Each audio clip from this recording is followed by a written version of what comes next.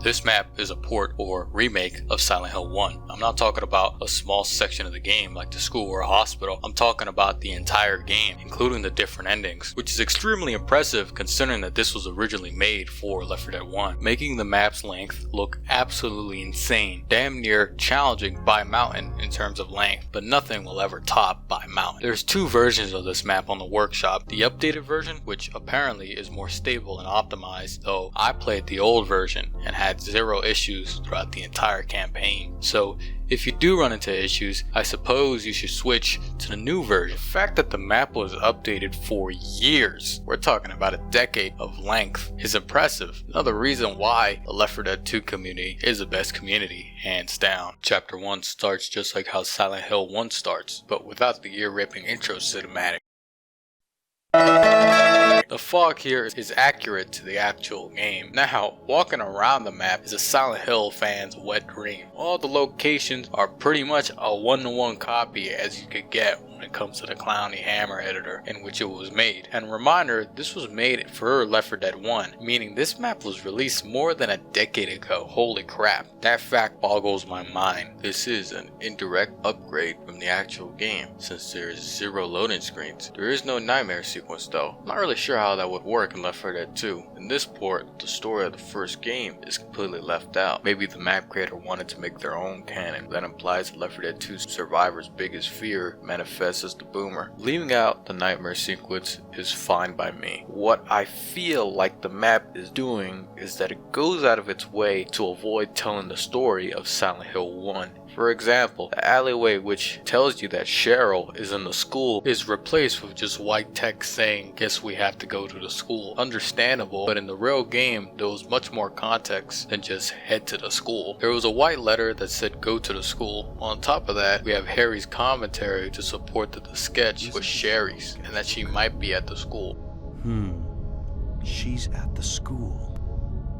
Without both of these clues, we're just walking to the school because we see a sketchbook. Now this is nitpicking, let's be honest, but it's still a confusing decision to me since the white text could have just been simply changed to Cheryl's sketchbook and it's saying go to the school. Yeah, the sketchbook doesn't actually have it written on the model, but it's better than the survivors magically coming up with the conclusion to just go to the school for no real reason. It's a weird choice to leave the story out, but I guess this map was made for a player who's already played Silent Hill. This chapter is unbelievably faithful. The key locations, the item pickup mirror Silent Hill to the T. That being said, this, unlike Silent Hill, doesn't have a map that you can look at to figure out where you're at. So if you've never played the first Silent Hill game, you're gonna be beyond lost. It's equivalent to your bed being destroyed in Minecraft and you have to find your way back to your home and the render distance is set to the lowest. And guess what? You didn't freaking put your house down anywhere near the original spawn point. I don't really blame the map for this, since it's doing its job. Silent Hill is supposed to be confusing, but if you played the first game, you'll actually speed run through this. If you've ever seen a playthrough of this chapter, it seems like none of the people who played this campaign have played the first game, so they're just running around the fog forever. It's like that loading screen. It's hilarious, and to be fair, the chapter does attempt to show you where to go since there's a map right at the beginning of the campaign. Other than that, the chapter plays pretty well, especially in realism mode. Now there's an actual threat to separating since the map is so huge and the fog is so thick. It works. With the limited supplies and the special infected hiding in the fog, this chapter will be the closest thing to horror you ever get in a Left 4 Dead 2 map. Look, even the cafe, which the actual game started here, and it's even better because you get rewarded for exploring this area until the map screws you over with a troll.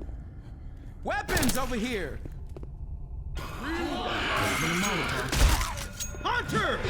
I remember getting to this section of the campaign and watching Lewis slowly die as my bots struggled the path towards me. Should I have seen this coming? Yes. In the actual game, those flying monsters burst through the window in this exact spot. Did I expect the map to add a hunter here? No, because while the map has been faithful, it also hasn't been 100% faithful to the point where every monster spawn location in the game is mirrored with a special infected spawn in its place. It's random, and if you never played the first game, you still wouldn't expect it whether you played it or not. And the chapter in itself is like 20 minutes long. If you don't know what you're doing, it'll be about an hour long. It's just such a silly place troll. And the worst part is, the map doesn't even prepare you. At the very least, by Mountain, you knew it was going to be a troll map from the get-go. This map just pulls the rug under you, like the map wants to screw you with its own design. I have a bot add-on that makes the bots way better and faster, and they did save me from this troll. So screw you back map, nice try. Even some of the monsters make appearances as dead corpses. Even though most of these monsters are not from the first game, it's still cool to see. I like to believe that the Left 4 Dead 2 Infected just kicked all of the Silent Hills monsters' asses, and their corpses are here to confirm that theory. I'm pretty sure that the tank wins against every Silent Hill monster in retrospective. Overall, besides the weird trolls, it's a great starting chapter. It's faithful and just plain fun, if you know what you're doing. If you don't, you'll absolutely hate this chapter. Just like in the game, it switches to nighttime. The buzz from the game is either completely missing or just really well hidden. I couldn't find it even when switching to no clip mode. That being said, the school section of this campaign is just as faithful as the last chapter. The piano puzzle is made 10 times easier in my opinion, because that freaking puzzle was the hardest puzzle in the entire game. Instead of reading a cryptic message that somehow correlates to the piano, you just press E on it and it drops the part of the clock tower. Other than that, everything is basically the same. Even the hand puzzles there. There are some really weird attempts at jump scaring you. Yeah, I remember like one of them.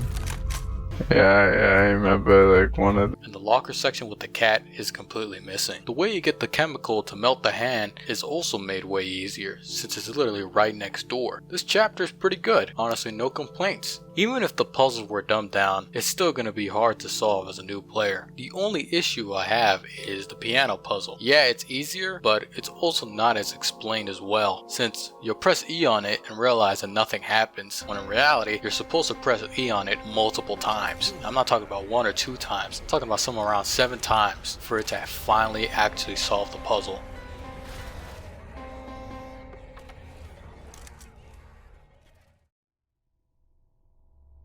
Transition to Otherworld is done pretty well. I mean, just look at it. Left 4 Dead 1, by the way, this map's visuals were way ahead of its time. Damn, does it look good. That being said, this is where the map decides to be unfaithful to the original game. Running around, you get these little doors. This isn't in the actual game, and I'm not sure what picking up these doors actually does. When you do pick it up, the map says you've picked up the picture card. Now this makes more sense. This is the picture card that you use for the painting. Using the picture card unlocks a door where the painting is supposed to be. Answering the phone doesn't activate any dialogue, but it activates a horde, and the cat jump scare is replaced with a troll hunter. Yeah, the map got me the first time, but it didn't get me the second time. By Mountain Wannabe, the rubber ball puzzle is the same. The map actually has you going down into the basement, into the split head boss room, instead of teleporting you to it. And the puzzle, which has you turning valves, is gone. There's no split head boss, of course, but we do get a tank, which is a suitable replacement. I'm glad the creator didn't attempt to create a custom boss here, since my other experiences with bosses were nightmarish. Then the chapter ends. The lights don't suddenly go out, but we do end up in a safe house. A pretty good chapter, if you know how to deal with the trolls. After killing the boss, we head to the church to meet up with Dahlia, except she's not there. On the way there, we meet up with some Silent Hill 3 corpses. The gas station blows up from a katana swing, and I get soft locked. Proceeding with the key you get from the church, you get to open the safe house door that's at the bridge. Compared to the other chapters, I just straight up speed ran through this. It's really short, and that isn't a bad thing. It just leaves me with nothing to talk about. So far, the only problem I have with this chapter is with no story, it feels like the survivors are just walking around the place trying to figure things out along the way. You could say the same thing about Harry, but there were plenty of clues, maps, and people who guided him along the way through Silent Hill 1. All the more reason why I think the map isn't a full faithful adaptation. Something like what the FF7 remake did, and making its own canon, but who knows. Similar to the last chapter, this chapter is also really short. If you know where you're going, you're gonna freaking blitz through this. This is where you find those weird enemies. I remember my first time seeing that enemy and questioning how in the world is that enemy supposed to be scary. Reaching the hospital ends the chapter. Damn, this isn't no Two Evil Eyes, but I didn't expect the chapters to end so suddenly. We go to the other world again. It's at this point where we meet Lisa Garland, sister to Jack Garland.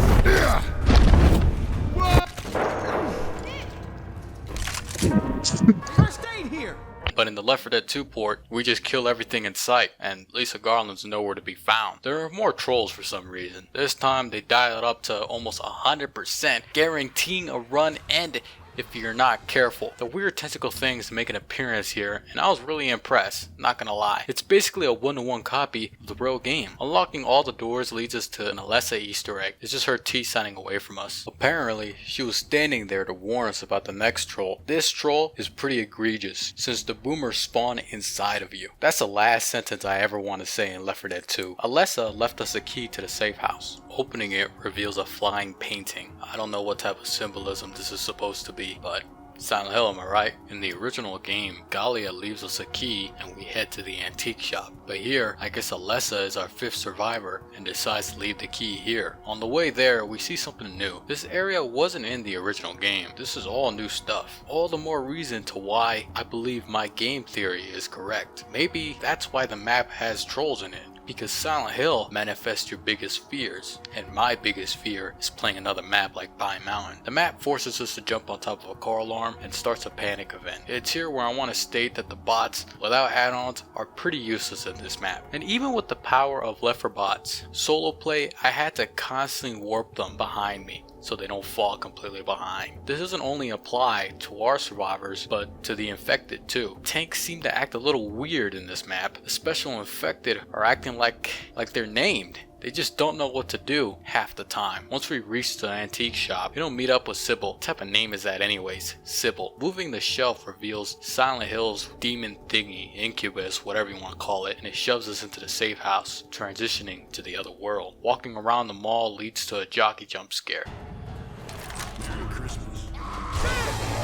I want to state that in the OG game, we see Cheryl here, but in this, we see rectangles and pyramids. The trolling in this map has gone to extreme levels. All the pipes you see around here are instant death. I'm not sure why, but as soon as you step on a pipe, there's a category 5 hurricane wind that just blows you off the pipes. And look, there's supplies down there. Like, come on map, who are you fooling? Me? I'm not a 5-year-old anymore. It's like the map is jingling keys in front of my eyes. Later on, there's more supplies on the platforms that could break. I sit here in awe as the bots fall for the trolls themselves. Right after this, there's another troll that I, by accident, bypassed and glitched out the map and has me clipping through the floor. Trippy, right? What's supposed to happen here is you fall down with the railing platform preventing fall damage, but because I glitched out, I was forced to take an insane amount of fall damage. Thankfully, the tank got his ass handed to him, and boom!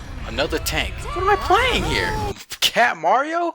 What, now I gotta start being careful every turn I take? After killing the second tank, we run away from the weird bug boss fight in the OG game, or the arena it's in. All the zombies I saw earlier vanish because they don't want to be a part of this chapter. We continue into this area where the map goes into my options and turns the brightness to 0. I mean, look at this. It's pitch black. At this point, the map is darker than the original game. Look at this. Look, as soon as you reload, I bet half of you can see your own reflection through your screen. That's how freaking dark it is. Look, I didn't even notice there was a mountain next to us until the muzzle flashed. And what's this? I don't remember this being in the original game. The bots are so desperate for supplies that they get stuck. Real funny map, real funny. Dude, even the charger is falling for the trolls. The scripted tank is a replacement for the moth fight. Then the chapter ends. Man, what a disaster. There's nothing wrong with trolls, but buying a Silent Hill port, that's like the last thing I'd ever put in a Silent Hill type experience. That's like if the Silent Hill 2 remake had a medkit or a key on the floor, and as soon as James picked it up, there was a bunch of enemies that spawned not besides him, but inside of him, and the floor collapses just for extra measure. We're back in the normal world. We head back to the bridge, only to meet with the most silliest tiniest invisible wall I've seen in a long time. The fence that's supposed to be blocking this is like 3 feet away. Just a little goofy little invisible wall. I guess the map creator just got tired and decided to just leave the fence there. Reaching the bridge teleports us to the sewers. And by the way, in the actual game, you talk to Lisa Garland in order to even know about the sewers. But in this port, the survivors just seem to know Silent Hill like the back of their hands. Oh, look, another long ladder. We already know how the bots don't like long ladders.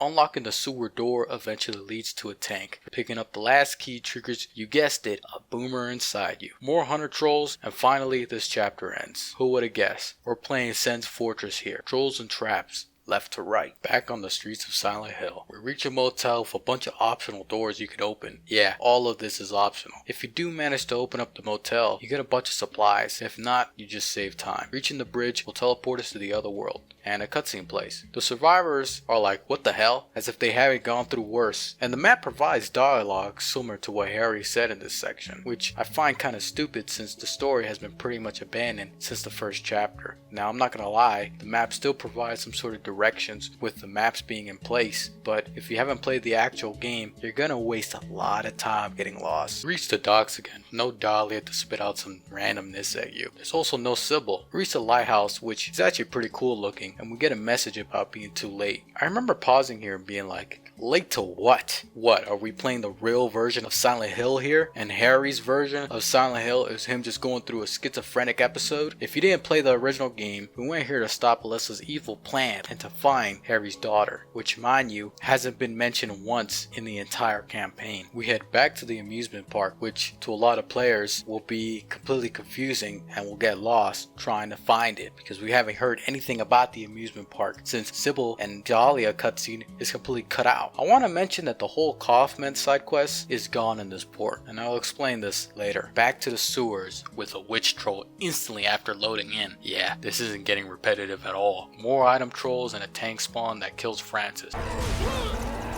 But hey, the visuals are still top notch. The Sybil boss fight, similar to the other boss fights, is replaced with a tank. And the safe house actually has a troll by mountain style. A smoker pole that you can't kill. Insane. So insane that Louis starts laughing like the Joker. We load into the next chapter, still in the other world. Instantly there's a jockey jump scare. Another ladder for the bots to badly path into. This shit! For some reason, the map does this fixed camera angle thing this late into the game. We see a Clover from Silent Hill 3. Guess the map creator couldn't just use some low poly Silent Hill 1 enemies. A dead silent charger tries to jump scare me. We reach the leg puzzle, which actually works just like the real game. Well, for the most part. The names puzzle is replaced with a panic event, which is funny because the map acts like the puzzle is still here with the messages and we should look at the boards. Using the stone we got from the leg puzzle drops a key which opens up a door to another jump scare. I don't know what the map creator expects. It's Left 4 Dead 2 and I'm 12 chapters in. Like, you want me to be scared as Francis struggles to climb a ladder? This shit! Bill decides to troll again thanks to Left 4 bots. Then the tank dies from disappointment from Bill. There's a witch jump scare and the door puzzle is missing. We get more keys, more doors. This room is full of weird symbols. The witch is losing her marbles just like you'll be losing your marbles. Because if you never played the first game and are first timing all these puzzles with 0 clues, you will be losing your mind. It's all a 1-to-1 copy for the most part. Once you get everything, come to the child's room and open the final door. We actually get to explore some of Alessa's house instead of instantly being put into a cutscene. We for some reason end up walking into a UFO and the chapter ends. The way this map handles endings is different to how Silent Hill 1 handled its endings. In Silent Hill, you have what I guess you can call a side quest from Kaufman that unlocks different endings. In the good ending, this red liquid that you throw at Sybil, like a priest or something, and there's a UFO ending which requires some weird steps. Or you can get the bad ending, like I did through my first playthrough of Silent Hill. Gun down Sybil and give her a taste of her own medicine, and completely avoid the Kaufman quest because you didn't even know it existed. Either way, what I'm trying to say is that that you have steps or actions that leads to a certain ending. In this Silent Hill port, we don't do that at all. The endings you get are randomized. I guess that's not a bad thing, but more unexpected than anything else. Then again, this map was made over a decade ago, so I still find it impressive that the map creator attempted the multiple endings. Who knows, this might be the first example of a multiple ending custom campaign in Left 4 Dead 2. The first ending has us in Otherworld, which teleports us into what I assume is the same place we fight Incubus. It's a holdout section. Zombies are special infected, fall right on top of your head, and you could be death charged off the ledge. The tank can also fall on top of your head, resulting in an instant death. Don't know how the map creator did it, but the special spawn rate increases here. This would make the map hard if it wasn't for the bad bot pathing. I'm not sure what happened here, but the special infected act real dumb in this part of the map. Tanks will climb up this barbed fence for some reason, and the jockey will just act really weird, just to name a few examples. The giant wall will open, leading to a bunch of signs and an incubus, or whatever's on the floor. Then the map will end. I'm not sure if this is a good or bad ending, but since we escaped, I guess I'd call it a good ending, but I'm not sure. This ending doesn't take place in the other world. There's a weird fence wall as soon as you spawn that leads to an even bigger wall that looks pretty cool. We end up back into the hospital, which turns into a maze. This is a rush finale, until you reach a certain point and it turns into a holdout finale. At first, I didn't know if we were stuck or if this was the actual holdout area until the tank spawned. Eventually, the gate will open behind you and you'll run away through the forest.